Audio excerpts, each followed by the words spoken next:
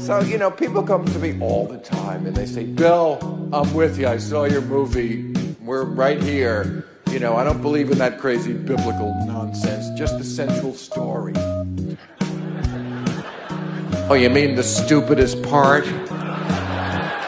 I mean, come on. God had a son. Time out right there. God had a son? He's powerful beyond all imagination. He exists in a realm above time and space, but he has kids? Why do I believe the resurrection occurred? Well, there's a lot of reasons. First of all, resurrections are possible. Why? Because the greatest miracle in the Bible has already occurred, the creation of the universe out of nothing.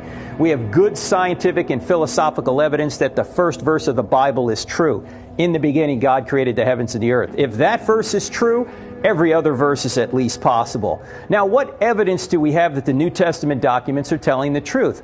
To remember things, I like to alliterate them. So there are 6 lines of evidence that all begin with the letter E that will help you remember them. First of all, we have early testimony. Most, if not all, the New Testament documents are written prior to 70 A.D. Second, we have eyewitness testimony. There's over 140 details just in the second half of the book of Acts and the Gospel of John that we know are eyewitness details that only an eyewitness could know.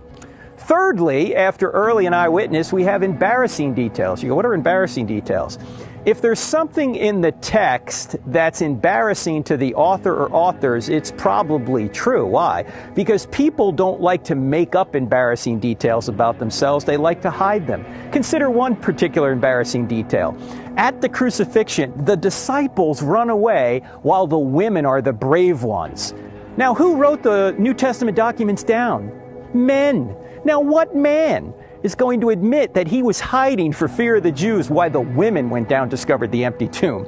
Nobody would do that. In fact, if they were making up the story, they would say they marched right down there and moved that elite Roman guard out of the way. And then they saw Jesus, who congratulated them on their great faith. And then they went and comforted the trembling women. They wouldn't make up the fact that they were cowards. This is not an invented story. There are several other details, too, that are embarrassing, not only in the New Testament, but also the Old Testament.